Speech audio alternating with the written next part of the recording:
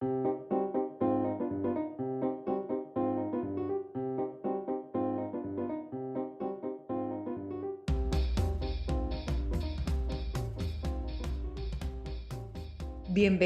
todes, todas y todos a nuestros encuentros de utopías y sueños. Comienza un nuevo episodio para debatir, repensar y compartir lo que nos pasa como sociedad. Hablemoslo.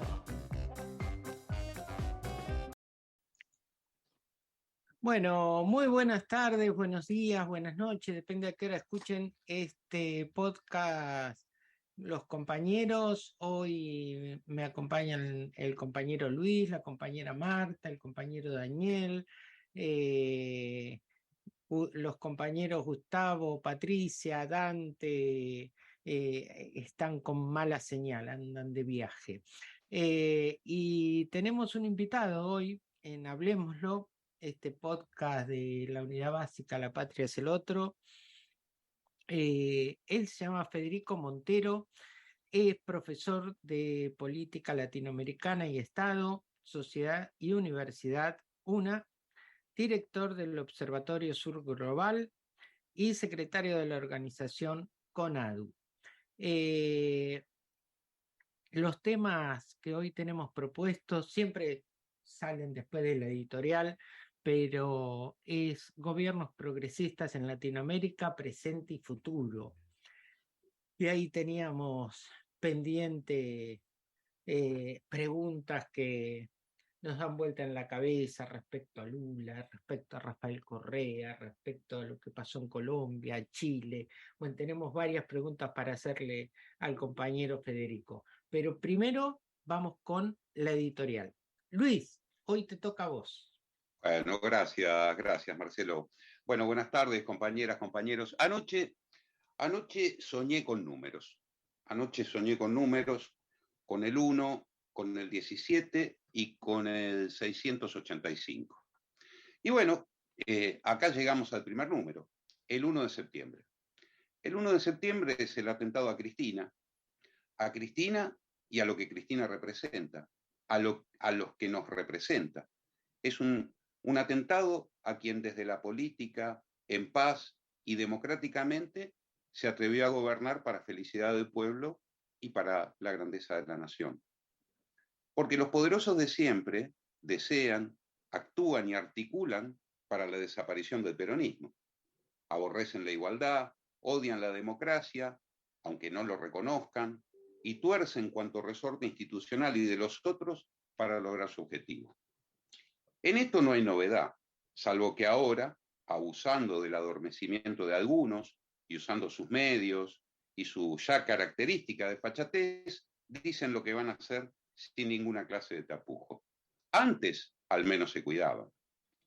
Y bueno, es así que en esta larga historia nos reprimieron, nos mataron, nos desaparecieron, nos exiliaron, nos torturaron, y a pesar de todas estas desgracias que solo generan violencia social, seguimos adelante, porque ahí viene el segundo número, el 17.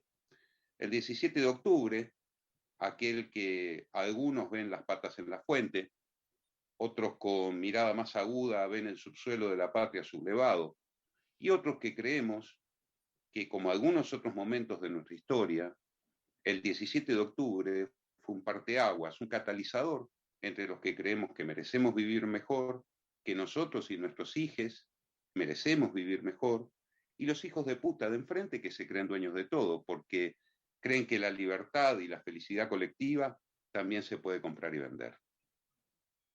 Así en este recorrido llegamos a hoy, donde nuestro gobierno, que con todas sus dificultades y contradicciones, es mejor que cualquiera de todos ellos juntos, juntos por o separados, que se juntarán seguramente para sus negocios y cumplir sus planes de masacre sobre el suelo, sobre la naturaleza, sobre nuestros recursos y sobre nosotros, sus habitantes. Por eso, compañeros, compañeras, sigamos en esta lucha de mejora permanente, con lo que nos gusta festejándolo y lo que no nos gusta haciéndolo saber, y en lo posible corrigiéndolo, porque hay con qué. Hay jóvenes que siguen, que ponen su militancia, y creen que aún es posible. Entonces, ¿cómo bajar los brazos por más difícil que sea? Cerrando ya, falta un número, el 685, les dije. Sí, 685 días de Pepín Rodríguez Simón fugado, donde una justicia clasista, alejada del pueblo y de sus deberes, sigue cruzada de brazos y mirando para otro lado, olvidando que el impartir justicia es su deber, pero también es una garantía para que convivamos en paz. En este contexto, nadie dijo que fuera fácil ni rápido. Lo importante es que seguimos y seguiremos luchando por nuestros ideales, que son los de la gran mayoría de los argentinos y argentinas de bien. Ahora, pensándolo bien, agrego un número más, el 2473. 2473 son los días que lleva injustamente encarcelada Milagro Sala y sus compañeros. Y bueno, estoy seguro que aunque nos duela que suceda en nuestro gobierno, si hay posibilidad en algún momento que se imparta justicia, será con nosotros en el gobierno y no con los de enfrente. Ojalá pensemos, presionemos y encontremos la forma para que los mejores compañeros y compañeras, como Máximo, como Axel, como Cristina y como tantos otros, lleven adelante nuestro próximo gobierno. Maravilloso, Luis. Sí, sí, libertad, milagro sala, como decimos siempre en cada podcast, cada día, libertad a milagro sala y a todos los presos políticos en este país, pues inconcebible que en un gobierno nacional y popular, un gobierno peronista, pasen estas cosas. Hola, Federico, ¿cómo estás? ¿Cómo están? Buenas tardes, buenas noches a ustedes y a todos los que nos escuchan. Un gustazo estar acá con ustedes, gran editorial de Luis, sentida y también que mueva la reflexión, ¿no? En estos momentos, muy importante tener en claro de dónde venimos y cuál es la pelea de largo plazo.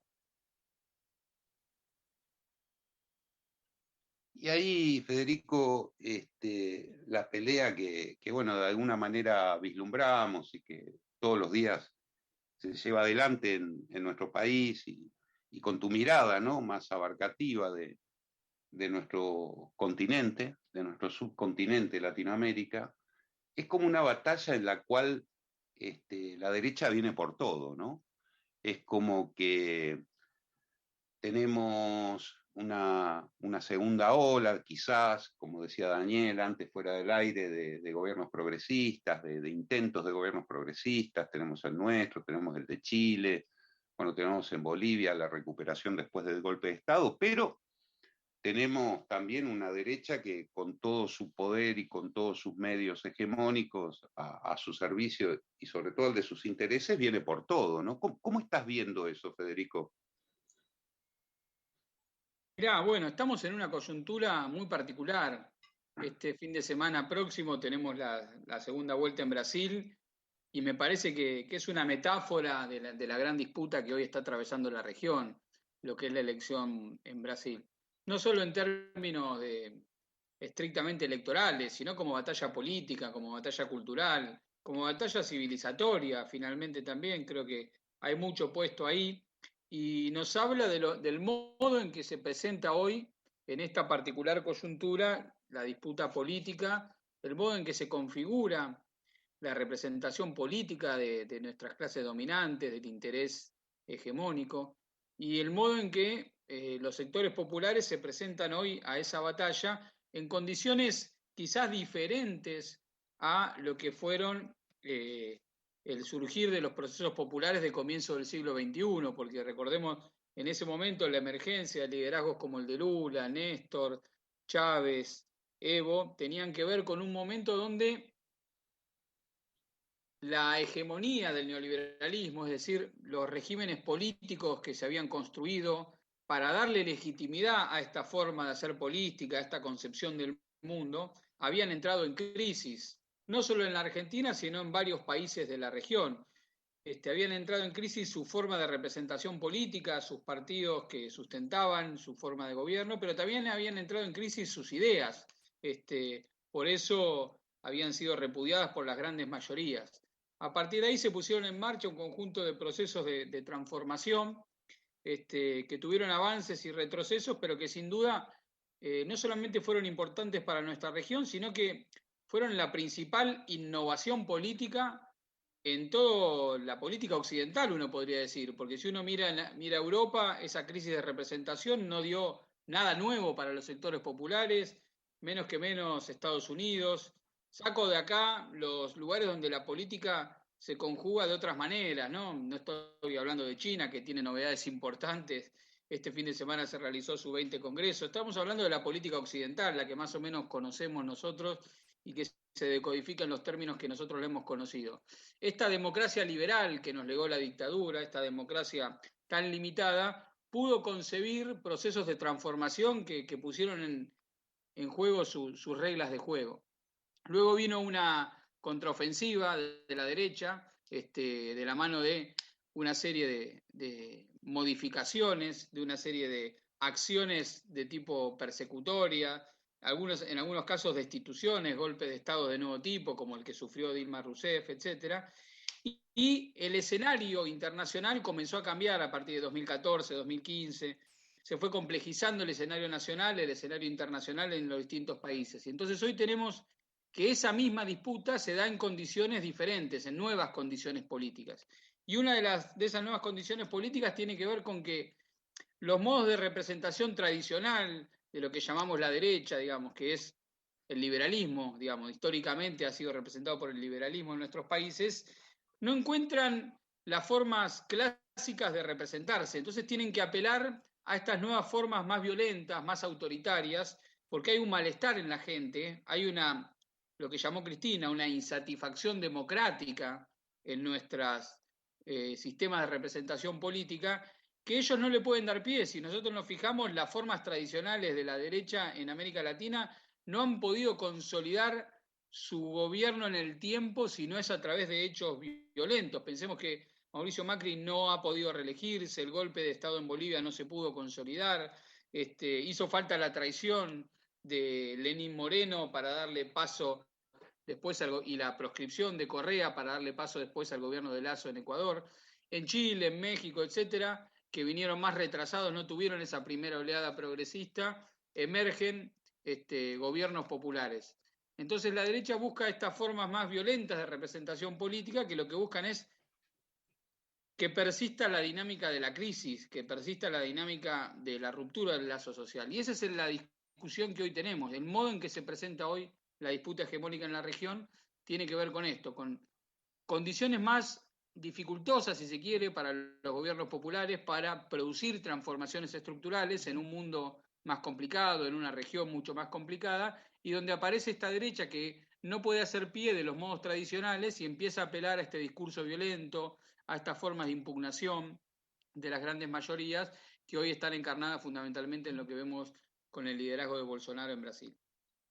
Y Federico, digamos que para aquellos que tenemos una mirada, si querés, primero unos años y una mirada un poco más crítica del día a día, la posibilidad, ¿no? La posibilidad de contextualizar. Y hablo de la posibilidad porque sabemos que tenemos muchas compañeras, compañeros, ciudadanos nuestros, hermanos, hermanas, que no tienen la posibilidad de teorizar, intelectualizar, sino que sufren directamente las consecuencias. Pero digamos que en esto que vos nos traes, la violencia ha sido el común denominador de las derechas, ¿no? La aniquilación del otro, desde el bombardeo del 55 a la historia de los golpes militares que se expandían como una mancha sobre Latinoamérica, y hoy se tiñen de esta especie de convivencia democrática, pero para continuar con lo mismo, ¿no? Entonces digo, ¿cómo presentarles batalla? ¿Cómo despertar a los adormecidos que tal vez no ven en esto una continuidad histórica? Porque para mí son la continuidad histórica de esto. Sí, claramente, si uno bucea en la historia, siempre las clases dominantes se han afirmado mediante el uso de la violencia y mediante el desconocimiento de la condición humana del otro, y el intento de negarle esa condición humana, ya desde la colonización en adelante, pasando por el esclavismo, pasando por los modos de racializar las desigualdades sociales en nuestro continente, pero también siempre hubo resistencia, si lo ponemos en términos históricos, y siempre hubo una resistencia popular que buscó los modos de responderle a esa violencia con organización, lo cual no implica ser ingenuos, también implica la posibilidad de ejercer el poder, pero ejercerlo de una manera democrática.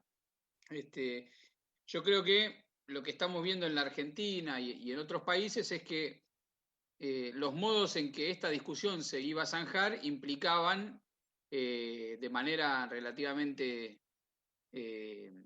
vamos a decirlo de una manera así llana, que la eliminación del otro, la eliminación física del otro no era parte de la agenda de posibilidades políticas. Creo que el atentado que vimos sobre Cristina, que no fue un hecho aislado, y todo esto lo sabemos, somos militantes, sino que se dio como parte en lo inmediato de un proceso, de una espiral de violencia que implicó todos los episodios que vimos durante esa semana alrededor del domicilio de Cristina, la persecución judicial, etcétera. Pero si vamos un poquito más atrás en el tiempo, tiene que ver con los atentados contra los locales políticos de la Cámpora, los disparos de loquitos en algunas manifestaciones, y si vamos más atrás en el tiempo, como bien vos decías, lo podemos unir a experiencias aún más traumáticas, pero eso estaba, digamos, había un código político que implicaba que los sectores populares y los sectores dominantes íbamos a disputar nuestras diferencias en condiciones de una democracia que no nos termina de gustar a todos, porque sabemos que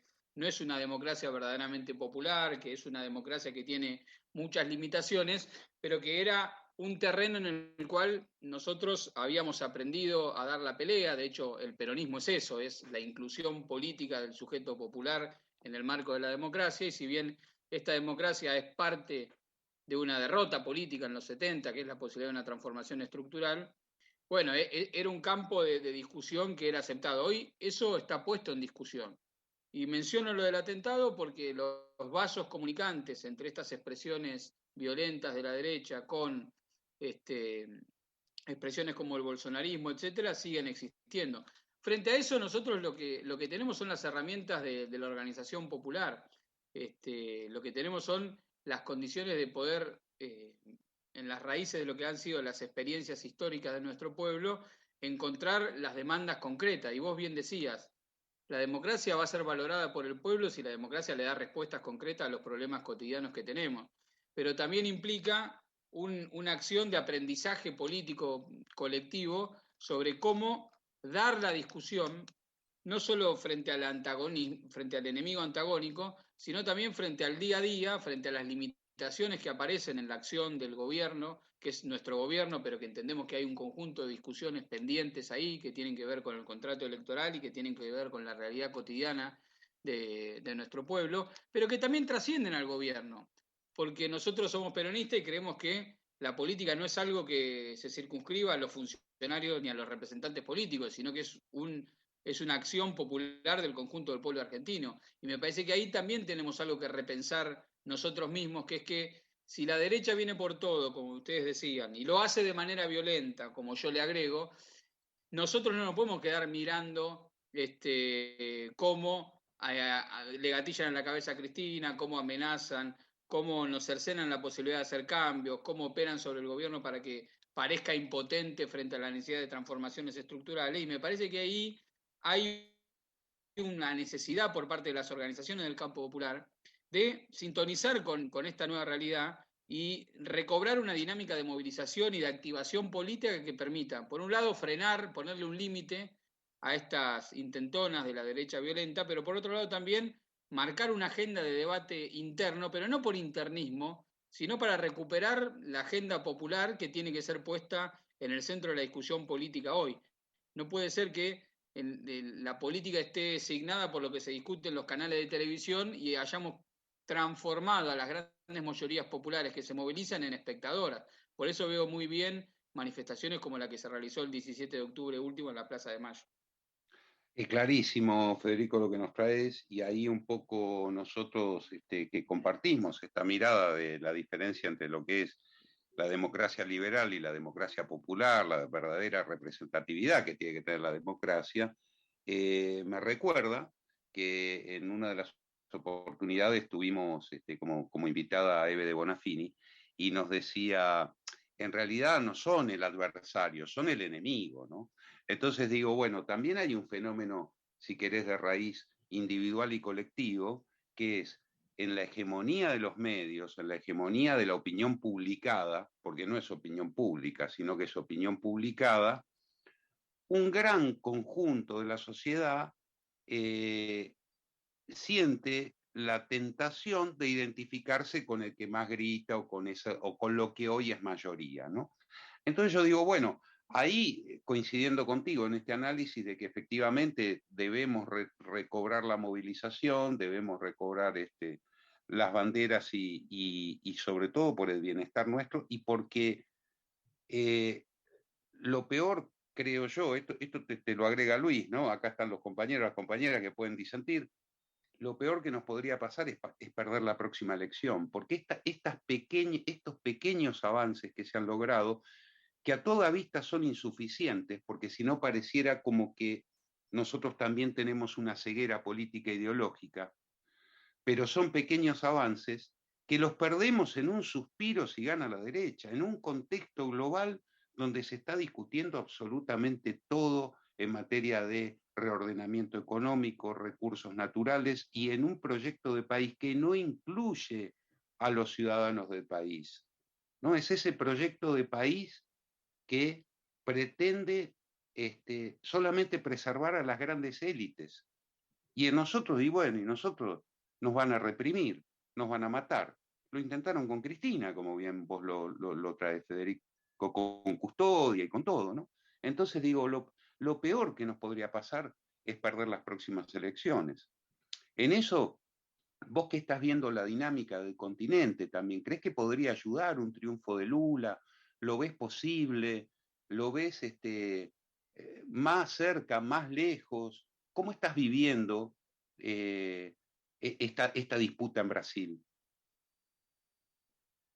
Bien, yo creo que la elección en Brasil es trascendental, primero para el pueblo brasileño, porque la diferencia entre un gobierno de Lula y un gobierno de Bolsonaro es diametralmente opuesta. No estamos hablando de pequeños matices, estamos hablando de enormes diferencias, no solo para las condiciones de vida de los militantes del PT, para la propia libertad política de Lula. Recordemos, no casualmente, en el último debate presidencial reapareció el juez Moro junto a Bolsonaro en la tele. Digamos, eso es una señal clarísima, ¿no? Es una señal de que, por un lado, la campaña viró ya completamente por el lado de Bolsonaro a una especie de inquisición, a una especie de cruzada moral entre el bien y el mal, centrada en la cuestión de la corrupción y el antipetismo y el antilulismo como un elemento aglutinante del bolsonarismo, digamos, por eso se habla del odio, digamos, no es el odio como un sentimiento abstracto, sino que está puesto en esa discusión, pero también una señal política de lo que viene, digamos, sentarlo al lado al juez que fue su ministro digamos, que después de meterlo preso a Lula, Moro lo convocó para ser ministro de Justicia, digamos, ¿no? Luego tuvieron divergencias en cuanto a la gestión, pero ahora lo volvió a convocar y lo puso al lado. Entonces, no solamente lo que significa para los liderazgos, sino lo que significa para el conjunto del pueblo brasileño, después de 6 años de crisis, porque tuvimos 2 años del gobierno ilegítimo de Temer después de la destitución ilegal de Dilma y 4 años de bolsonarismo. Son 6 años de crisis social en Brasil, de destrucción del aparato productivo, que hace que incluso un sector de los industriales paulistas hoy estén apoyando a Lula, ¿sí? Porque hay una división ahí en la clase dominante brasileña, donde fundamentalmente los sectores del capital financiero del agronegocio están apoyando a Bolsonaro, pero el empresariado paulista básicamente está apoyando a Lula. Entonces, esa elección se trata de eso, pero también se trata de las posibilidades de nuestro país. No solamente porque un triunfo de Bolsonaro reforzaría todas estas tendencias tipo Pato Bullrich, Pichetto, Milei y compañía. Nota no menor, el hijo de Bolsonaro estuvo la semana pasada, Eduardo Bolsonaro, cenando con Pichetto y con varios exponentes libertarios acá en Argentina como parte de su campaña. Pero además, porque cualquier posibilidad para el proceso argentino en este mundo en transformación implica necesariamente la articulación de un bloque regional, y sabemos que en la articulación de ese bloque regional Brasil es una clave muy importante. Entonces, por este conjunto de razones y por muchos más, la pelea en Brasil es una pelea importante y crucial, yo diría. Hoy las encuestas indican, y las encuestas y el análisis político que uno puede hacer, porque nosotros de repente nos hemos vuelto en este cambio de época solo consumidores de encuesta, cuando la encuesta es un elemento importante de la opinión pública. A veces son operaciones, no son cosas neutrales, pero en el análisis político que uno tiene que construir para ver cómo está la elección, hay una paridad. ¿Y por qué hay una paridad? Porque Bolsonaro es la continuidad histórica de el bloque de la derecha en Brasil, que recordemos que en el último mandato de Dilma, ya Dilma había ganado la segunda vuelta por 1,5 puntos, 2. Lo que pasa es que ese sector antilulista, que antes estaba representado por una centro-derecha relativamente democrática, luego del golpe de Estado contra Dilma en la proscripción de Lula, la derecha, entre comillas, democrática de Brasil se quedó sin capacidad de tener representantes políticos propios y emergió esta especie de loco, semi-outsider de la política, que en realidad era un diputado de muchos años, pero totalmente marginal, que terminó siendo él, con su núcleo de convencidos filofascistas, su bloque de evangelistas y su bloque de negocios agropecuarios, de representantes del negocio agropecuario, quienes desde un discurso ya directamente violento y filofascista representan a ese conjunto que históricamente estaba en la derecha en Brasil y que fundamentalmente es antipetista, producto de décadas de discurso contra los sectores populares, que hunde también sus raíces en un conservadurismo histórico en Brasil. No casualmente en Brasil la esclavitud fue uno de los países que más duró, etcétera. Pero el antipetismo, que comenzó a construirse con mucha fuerza desde que Lula llegó al gobierno, pero con mucha fuerza sobre todo el 2005, con el primer escándalo de corrupción, el mensalado, a partir del cual los grandes medios de comunicación, un sector del Poder Judicial, bueno, lo que conocemos como la maquinaria del lawfare, empezó a construir capas geológicas de opinión pública que están contra Lula. Eso que era representado por la centro-derecha pasó a ser representado hoy por esta expresión fascista de Bolsonaro. Por lo tanto, desde el análisis político, esa paridad de fuerzas electorales sigue existiendo en Brasil. Y de hecho es muy meritorio que Lula haya podido derrotar la proscripción y presentarse a elecciones, y hoy está dando la disputa. Así que en esa paridad electoral es la que nos movemos, y yo creo que esa paridad electoral es bastante representativa de lo que vamos a vivir también en la Argentina y en varios de los países de la región, lo cual no quiere decir que haya paridad hegemónica. En términos hegemónicos, el poder ha acumulado desde los 70 para acá capacidades de bloquear la acción popular de manera cada vez más fuerte. Pero en el escenario electoral nos vamos a tener que enfrentar con esta situación de paridad, con lo cual hay que ser muy creativos para distinguir cuáles son las peleas centrales a las cuales no podemos renunciar, no solamente para producir transformaciones, sino porque hacen a nuestra propia identidad, y cuáles son peleas accesorias que podemos darnos el lujo quizás de no perder o no plantearlas en toda su dimensión. Pero de ninguna manera podemos, como se ha dicho en la Argentina, renunciar a todas las peleas, porque más vale no dar la pelea sabiendo que no la vamos a ganar. Hay algunas peleas que hay que darlas aún sabiendo que no la vamos a ganar, porque forman parte de la consolidación de nuestra identidad y de nuestra trascendencia política, independientemente de la suerte electoral que tengamos. Completamente de acuerdo con vos en que hay que dar todas las peleas. Ahí se están peleando Luis y Daniel por hacerte preguntas, me piden un minuto y abren los micrófonos. Pero, ¿qué les parece si vamos a escuchar una canción de Nevia? Quien quiera oír, que oiga. Y Daniel te pregunta después de la pausa musical. Un poco de música para amenizar la charla. A la vuelta, seguimos debatiendo, repensando y compartiendo de utopías y sueños.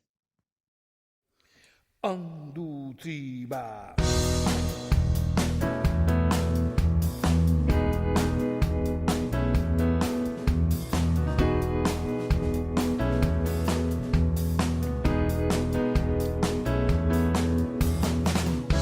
Cuando nos recordamos lo que nos pasa, nos puede suceder la misma cosa.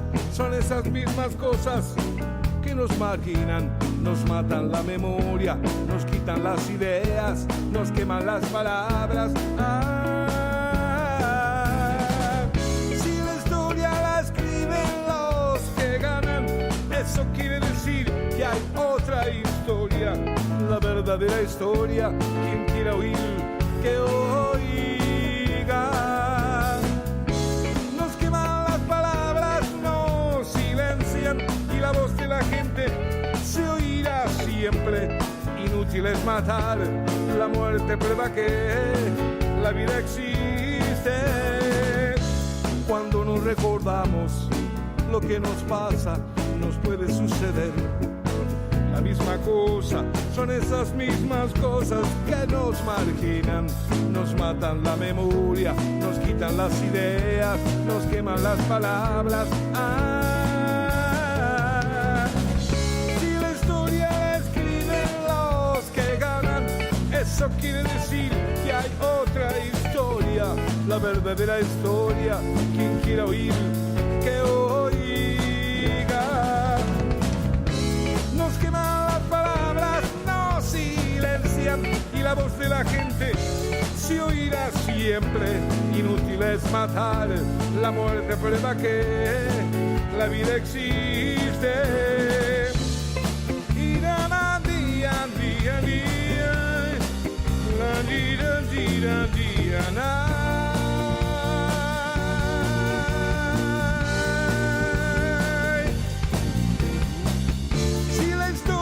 La escriben los que ganan, eso quiere decir que hay otra historia, la verdadera historia. Quien quiera oír, que oiga. Nos queman las palabras, nos silencian, y la voz de la gente se oirá siempre. Inútil es matar, la muerte prueba que la vida existe.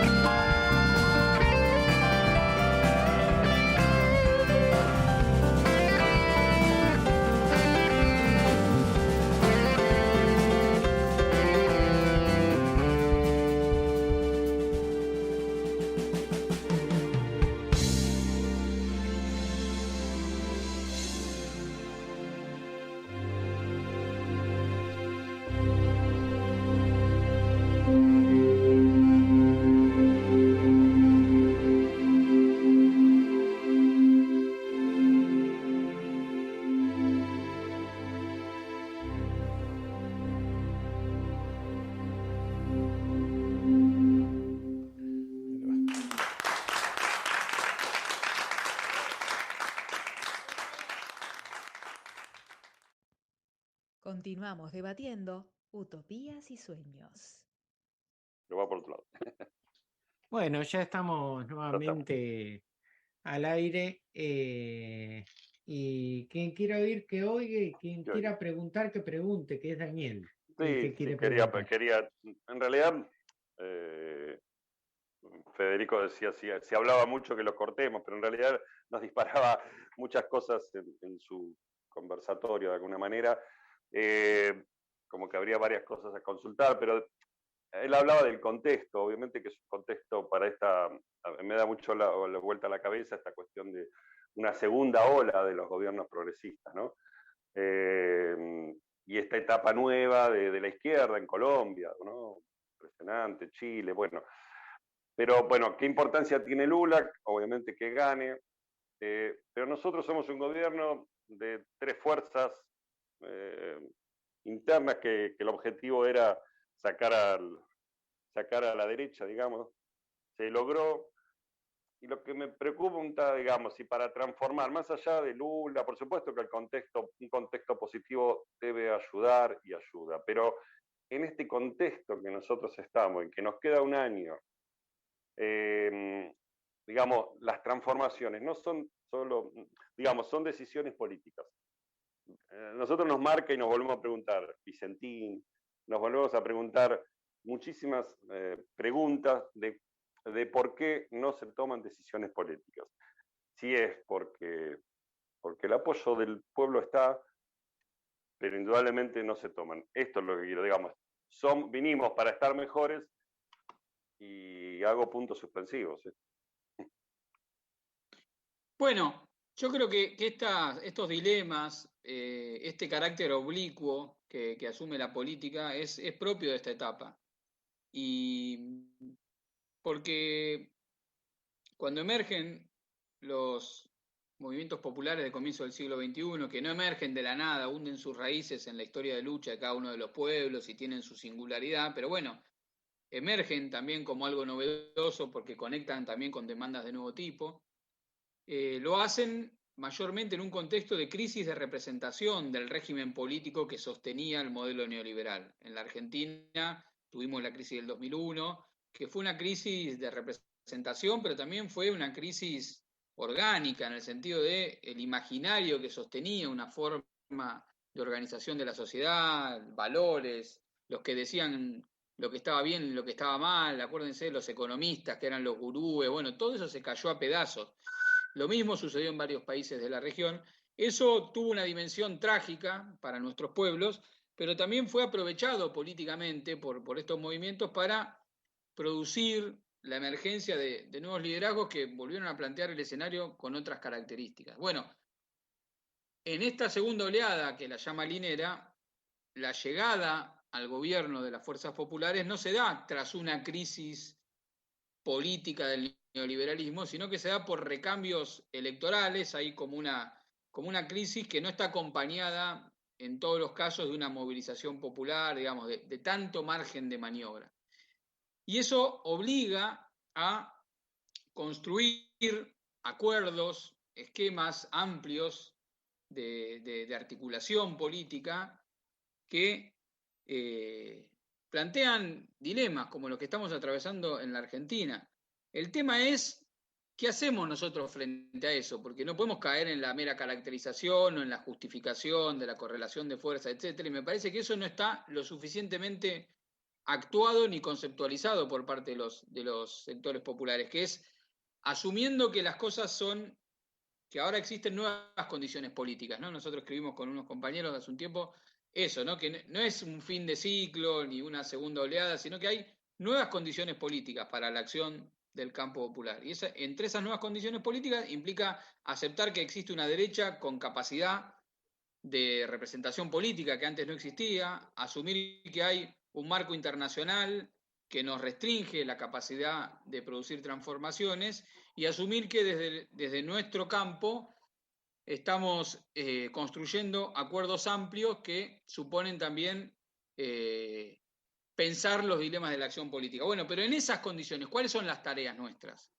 porque mayormente la quedamos ahí con el análisis, ¿no? Decimos, bueno, ahora es diferente, hay que tener cuidado con esto, que no se rompa, que la unidad, que esto, que el otro, y la quedamos ahí, pero no damos un paso más de decir, bueno, en estas condiciones políticas, ¿cuál es nuestra tarea? Porque habrá la tarea de los que tienen que acomodar para que no se rompa el frente, habrá la tarea de los que tienen que mantener la unidad de la superestructura, pero ¿cuál es nuestra tarea como militantes? ¿Asumir el discurso de la neutralización política? ¿Asumir el discurso de la impotencia cuando tenemos las herramientas del Estado para producir transformaciones? ¿Asumir el discurso de la desmovilización con la excusa de no romper la unidad del frente? Bueno, yo creo que no. Yo creo que nuestra tarea no es asumir la totalidad de todas las tareas de la etapa, que quizás antes sí estaban sintetizadas todas a través del vértice que representaban los liderazgos populares, que en nuestro caso Cristina. Bueno, yo creo que en esta etapa nosotros tenemos que asumir nuestras tareas como campo popular, que es dar estas discusiones y mantener los ejes político-ideológicos que son constitutivos de nuestra identidad como algo vivo y parte de la militancia, y articulando, incluso a veces tensionando, con la representación política, con la representación sindical, con la representación de los distintos sectores del movimiento, lo cual no quiere decir antagonizar, pero tampoco quiere decir que nosotros dejemos de plantear los elementos centrales que hacen a nuestra historia y a nuestra identidad, porque poco favor le estaríamos haciendo incluso al mantenimiento de la unidad política si nosotros dejamos de cumplir nuestro rol. Porque si hay una unidad política, tiene que ver con que cada uno cumple con su rol.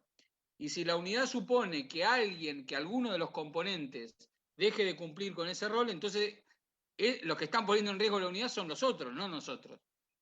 Entonces me parece que ahí, desde el campo popular, ha habido dilemas que no hemos sabido acertar. Está bien, es cierto, tuvimos la pandemia, tuvimos condiciones muy difíciles para desplegar la acción política, pero me parece que después de la derrota electoral en las legislativas, después de lo que fueron los discursos de Cristina, donde alzó su voz y marcó la agenda política de discusiones presentes en el país, despliegue político que le valió, tanto impacto tuvo el despliegue político de Cristina entre marzo, pongámosle, y junio, cuando ella desplegó sus argumentos políticos, que eso le valió que reactivaran la causa contra ella y le valió la espiral de violencia para sacarla de la cancha, porque había un despliegue de argumentos, de convocatoria a la movilización que era central. Yo creo que esa es la tarea, esa es la señal, esa es la bandera que nosotros tenemos que levantar, tratando de hacerlo de la manera más organizada posible, más orgánica posible, no de una forma, digamos, voluntarista, pero tampoco con la excusa de no pisar ningún callo, contribuir a la desmovilización de nuestra fuerza política. Porque me parece que eso sería flaco favor que le haríamos no solamente a las posibilidades que tenemos de producir transformaciones, sino a la trascendencia de este ciclo político que se abrió con la crisis del 2001 y que muchos sectores pretenden que sea absorbido en una nueva normalidad, ¿no?, de alternancia política tutelada por el programa del Fondo Monetario Internacional que garantice que nada cambie. ¿Sabes, Federico? Vos lo planteas tan bien, y era una discusión interna que teníamos, que la venimos llevando cada lunes, me parece, o en los últimos lunes, si era sostener este proyecto o romper el frente, aunque perdamos. Una discusión interna, obviamente, ¿no? Digamos, de hasta dónde llevar, porque no estábamos conformes con lo que se estaba realizando y estábamos al lado de Cristina en cada una de sus palabras. Era una discusión. Vos estás teniendo otra mirada que es cierto. Digamos, no hay que romper, pero nos cuesta cómo lograr esta unidad en bien de un pueblo que esté mejor, ¿no?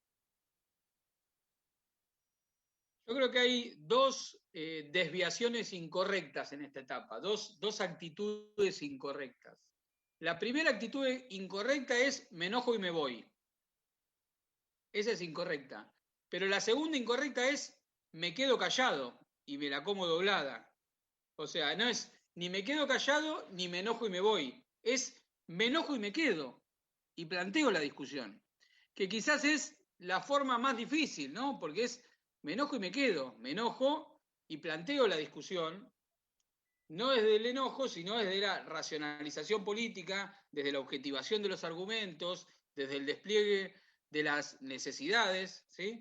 Y me parece que nuestros dispositivos políticos no están construidos para bancarse el me enojo y me quedo. Pero me parece que hay que mirar lo que ha hecho Cristina, que ha marcado las diferencias con fuerza, con crudeza, pero sin antagonizar por ello. Y en todo caso ver cómo se van desplegando luego en el plano de la realidad los movimientos políticos, porque tampoco se trata de una cuestión meramente argumentativa o meramente discursiva. Esto no es Intratable ni un programa de polémica. Esto es la política, esto es la Ya, articulación, el movimiento ya social. Cristina nos había enseñado eso siendo senadora, ¿no? Porque ella en los 90, ya ella justamente había hecho eso, se había enojado con el menemismo, pero nunca se fue del bloque, la echaron por pensar distinto. Pero ella se había quedado a dar la disputa política. O sea, ya desde ese entonces nos viene enseñando que me quedo y la peleo. Claro, pero la peleo, porque me quedo y me quedo callado y veo cómo me acomodo, no es la opción. Entonces, es difícil esa discusión porque aparte supone una estrategia de discusión, de articulación, de construcción de convocatoria, porque tampoco es algo que se resume en la superestructura política, porque hay muchos compañeros y compañeras que están esperando una señal, que están esperando una convocatoria. Ahora, lo que hay que aprender es que, como decía Perón, ¿no? Cada uno tiene que tener en su mochila el bastón de mariscal. No podemos tampoco demandarle todo a Cristina todo el tiempo. Porque bueno, ha habido un proceso pedagógico de formación política para los que vienen de generaciones anteriores, pero también para los pibes y pibas que se sumaron a militar en la década del 2000, los que se sumaron a militar después cuando murió Néstor, los que se sumaron a militar después durante el macrismo y las nuevas generaciones. Hay un proceso pedagógico político. Me parece que la enseñanza de ahí es que, si bien Cristina es insustituible y es la conducción, y lo va a ser, digamos, con el paso de los años nos vamos a dar cuenta realmente lo que representa y lo que representó Cristina para la historia política de nuestro país. Pero dicho eso, eso no nos exime a nosotros, cada uno de su lugar, de su responsabilidad a la hora de plantear estas discusiones, articular con compañeros y tratar de buscarle la vuelta a esta situación política. Que, insisto, son nuevas condiciones políticas. Nadie tiene la receta de cómo hacer política transformadora en esta etapa. Es una etapa nueva, pero esta etapa nueva no arrancó de un repollo. Y tampoco va a significar olvidarse de lo que funcionó durante los 12 años de kirchnerismo en el caso de la Argentina y de procesos populares equivalentes en América Latina. De lo que se trata, como siempre se trató, es de leer esa historia y ver cómo rescatamos los principios de la acción política adaptándolos a las condiciones actuales. Hablando de América Latina, Federico, ¿cómo ves el proceso que se está dando en Chile? Bueno, la situación en Chile tiene una conjugación bastante diferente, ¿no? Primero, tiene que ver con, si vamos a un mediano plazo, las condiciones de la dictadura de Pinochet y esa transición democrática. A diferencia de lo que ocurrió en la Argentina, si bien hubo también resistencia a la dictadura de Pinochet en Chile, fue mucho más, entre comillas, exitoso el proceso de formatear esa sociedad, después de lo que había sido la experiencia de Allende, de formatearla para acomodarla a los parámetros mercantiles, diseñando un sistema político bipartidario, un sistema institucional e incluso una constitución que establecía una serie de trabas para las modificaciones estructurales que fueron la gran herencia de los gobiernos de la concertación y de la derecha que se fueron alternando durante Claro. 30 años en Chile, dejando afuera las demandas de transformación estructural.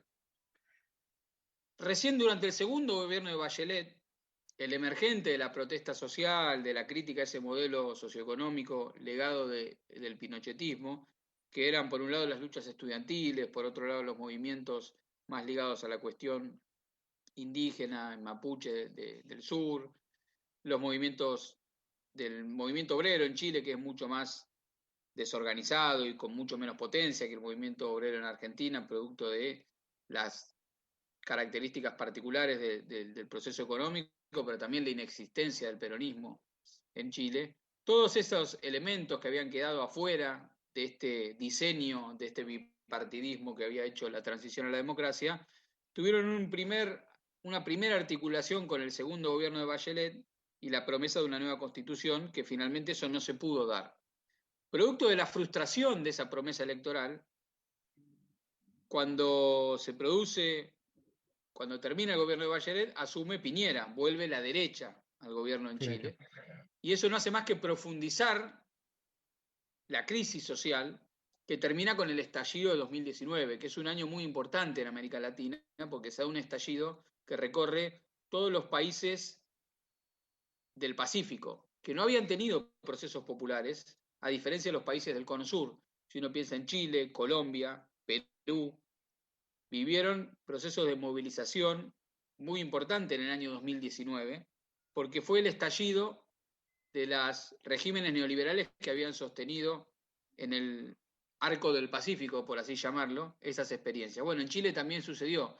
Después de esa crisis de representación, estallan este bipartidismo que había ordenado la política chilena de la recuperación de la democracia, y hay nuevos emergentes políticos, una nueva izquierda, la derecha se reorganiza, etcétera, pero lo central que emerge ahí, ¿se acuerdan cuando fue la famosa huelga del subte, que arrancó por un aumento de 30 pesos en el boleto del subte, pero la consigna rápidamente pasó de ser, no fueron son 30 pesos, fueron 30 años.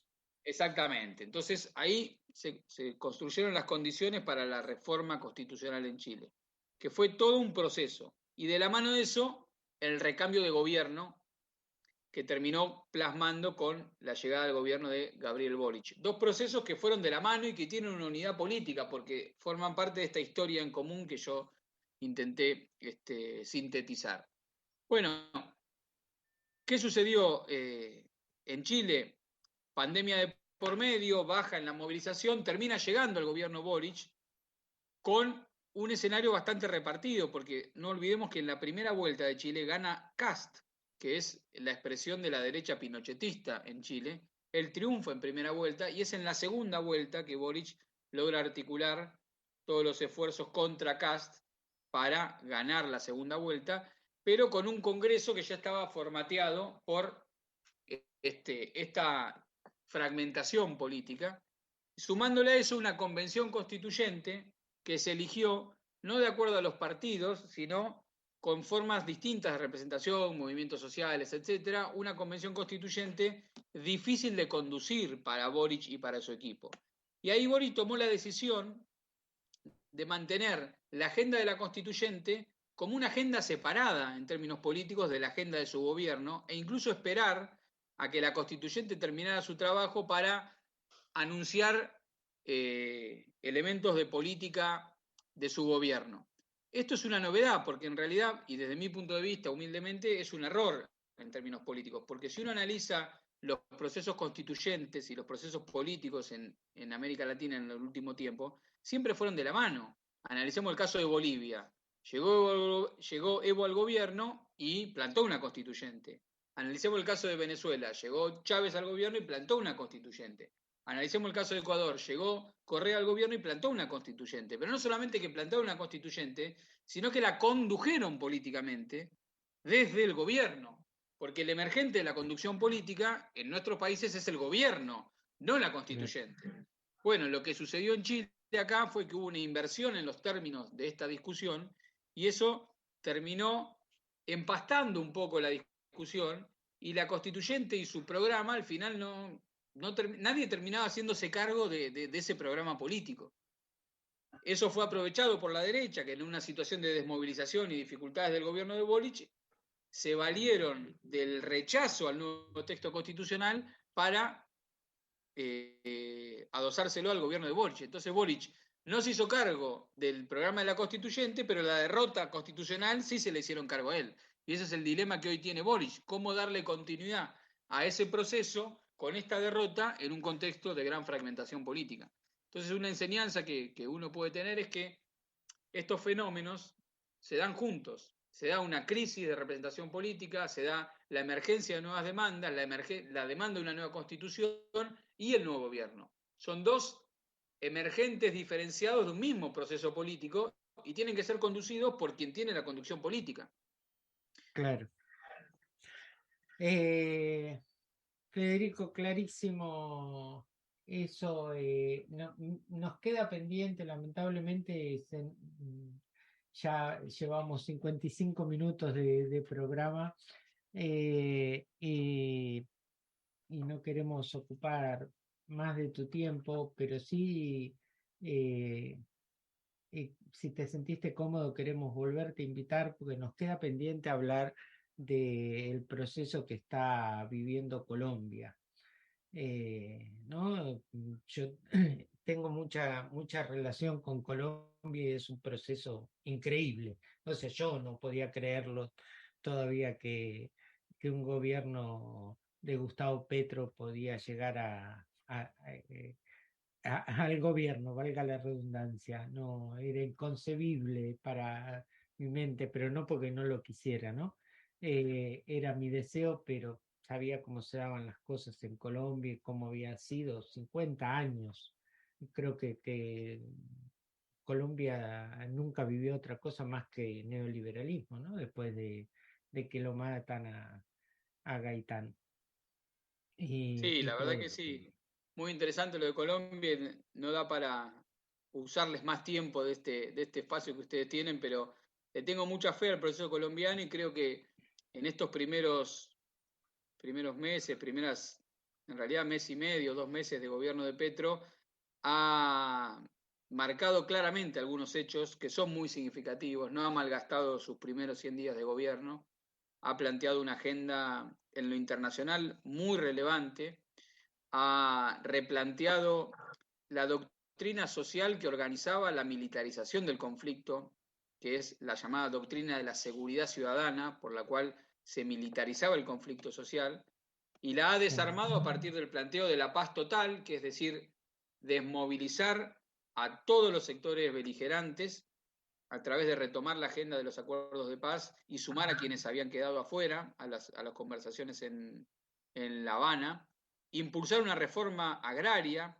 que se ha dado a conocer las últimas semanas mediante la cesión de algunas tierras estatales, pero también un acuerdo con el sector de los grandes hacendados para comprar algunas tierras y ellas poderlas redistribuir, pero además también criticar el modo en que se plantea la ruralidad en Colombia, que es la base para fomentar el narcotráfico, que es empobrecer a los campesinos para que no tengan un horizonte estratégico de supervivencia y criminalizar el cultivo de la hoja de coca y no atacar a lo que son las raíces del narcotráfico. En ese sentido se parece un poco a lo que planteó Evo Morales. Entonces tenemos que el problema estructural de Colombia lo ha abordado con mucha valentía y desde un lugar no careteándola, vamos a decirlo así, sino yendo a la raíz del problema, pero además restableció las relaciones políticas con Venezuela, que no es menor, desandando el rol que el imperialismo tradicionalmente le había asignado a Colombia, y finalmente poniendo en marcha una serie de iniciativas económicas, la principal de ellas la reforma tributaria, que le daría muchas más capacidades al Estado colombiano para hacer políticas sociales y mejorar las condiciones de vida. Así que le veo mucha perspectiva yo también a lo de Colombia. Qué bueno lo que nos contás. Te invito, Federico, a que te quedes unos minutitos más. Nosotros en el final del programa siempre Marta nos lee algo que nos trae de sorpresa para que nos quedemos pensándolo y siempre recordamos la cantidad de días que lleva como presa política Milagros Salas, 2.473 días, eh, y pedimos por la libertad ya de Milagros Sala y de todos los presos políticos que hay en Argentina aún. Gracias por acompañarnos, Federico. No, gracias a ustedes y hasta siempre. Gracias, Fede. Gracias. Martita, todo tuyo al final. Perdón, tenés que abrir el micrófono, Marta. Ahora sí. Ahora sí. Ahora sí. Escépticos y optimistas de Mario Benedetti. Los escépticos y los optimistas se miran siempre de reojo. Son desconfiados de nacimiento. Los escépticos se burlan de los demás y de sí mismos. Se aburren de creer y no echan de menos las ausencias. Los optimistas vencen al tedio y a la fiebre. Aprenden del ayer y no lo borran. Conocen y reconocen que vendrá algo mejor y desde ya preparan la bienvenida. Los escépticos van y vienen sin nada y lo que es peor, sin nadie. Abrazan al pesimismo como único consuelo. Inventan una tristeza sin lágrimas, dura como una mueca. Los optimistas se entienden con el río y con el cielo que llevan en su corriente. Saben que allí navega la tutela más leal, más respetable y asumen el alma como agua. Los escépticos son apenas mendigos y el tiempo que transcurre les deja su limosna. No logran escapar del viejo laberinto. Los optimistas, en cambio, guardan a menudo algo de gloria, que no es siempre la de hoy ni la de antes. Hacen un nudo con las certidumbres y llenan su bolsillo de poesía.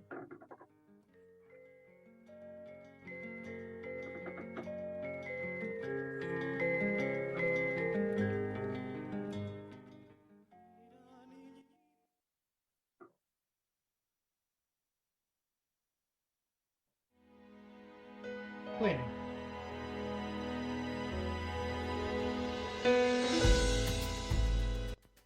Llegamos hasta aquí con este episodio, con la esperanza de provocar algún movimiento que permita continuar aprendiendo y construyendo respuestas colectivas.